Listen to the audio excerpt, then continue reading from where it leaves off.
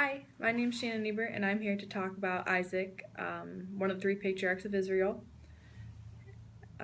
Abraham was Isaac's father, and Abraham had two sons. One was Ishmael, born to a slave woman, and then Abraham met the love of his life, Sarah, who couldn't have children, and God promised them at a very old age, that God formed a covenant saying, I will bear Sarah a child at a very old age. So at 100 years old, boom, here comes Isaac. So Isaac was born, and God formed another covenant with Abraham saying, like, I will make you the ruler of a multitude of nations, and and your generations to come will be, you know, blessed, basically.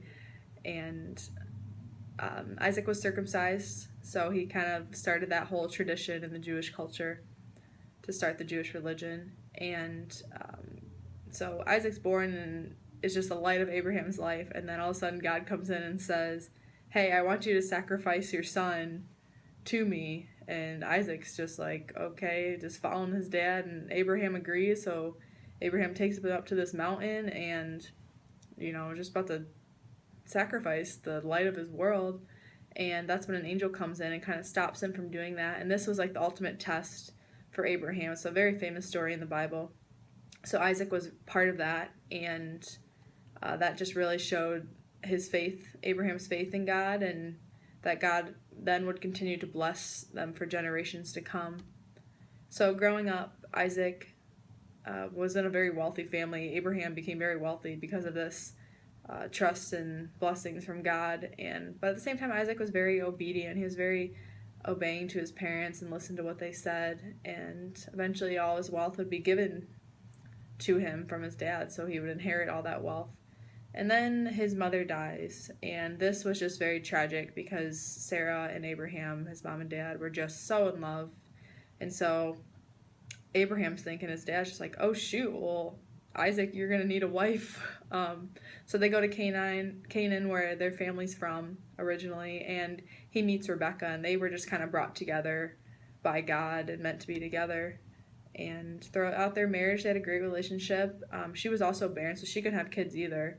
And so Isaac prays for her, and God, after 20 years, impregnates her and says, I'm going to have you have two twins. And her pregnancy was just, or her birth of these two twins was just unbearable. This would be Jacob and Esau. And God said that these were almost like two nations fighting within the womb.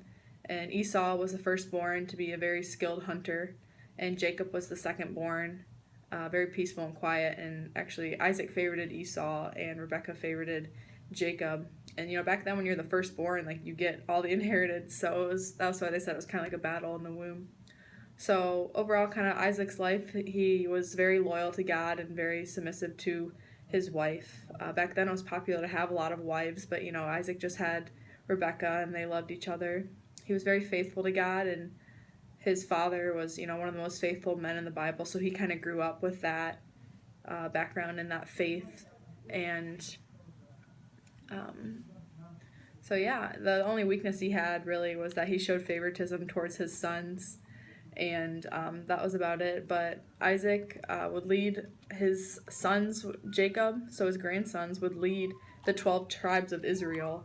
So that's kind of cool to think about. Like, the Jewish culture started from, Isaac's grandkids. And that's kind of a little background about him. And thank you very much.